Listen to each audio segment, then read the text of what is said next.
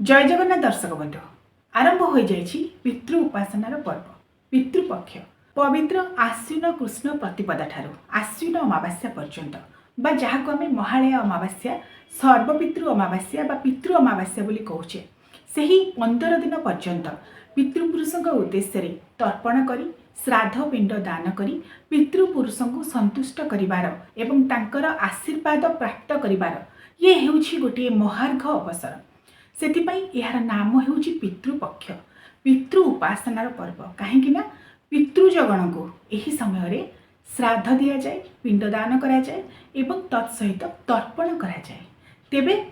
जो पवित्र पितृपक्ष या पार्वण श्राद्ध पक्ष बोली मध्य कहा जाए कारण आमर वर्षक जो दुई प्रकार श्राद्धर व्यवस्था आमर सनातन धर्मीय धारा रही गोटे हेउछि एकोदिष्ट श्राद्ध आउ गोटे हेउछि पार्वण श्राद्ध वर्षक निजर पितृपुरुषों उद्देश्य पिता माता बा जेजेबापा जेजेमा बा प्रपितामह बा प्रपितामही एमान उद्देश्य जो गोटे थर श्राद्ध करा जाए वर्षक थे ताहाकु कहा जाए एकोदिष्ट श्राद्ध एवं पार्वण श्राद्ध हेउछि पार्वण पर्व उपगत हेबा पूर्वरु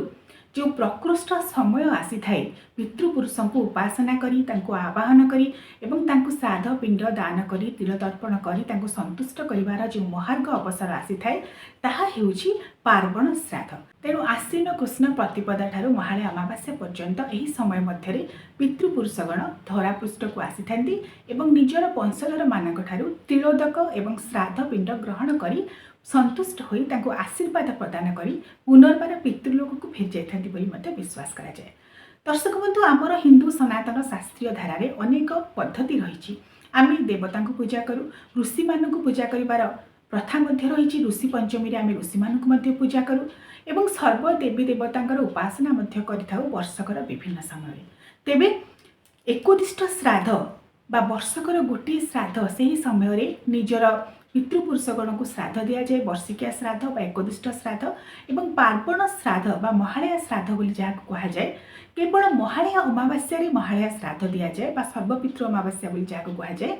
से दिन सर्वपितृ उद्देश्य श्राद्ध दि जाए निजर बापघर पटर 3 पुरुष एवं निजर माँ घर पटर 3 पुरुष ता सहित निजे कर्ता जी बसी था श्राद्ध पिंड तर्पण करने उद्देश्य दि जाए कारण आमर जहाँ विश्वास रही जेपरी भाव में भगवान को आम जेपरी भोग लगे था से भोग नैवेद्य को जदि आम ग्रहण न करूँ ताको अपराध बोली ग्रहण करा जाए तेणु पितृलोक को जो मैंने जाई सारी जो मैंने इह लोक त्याग कर सारी से देवतुल्य।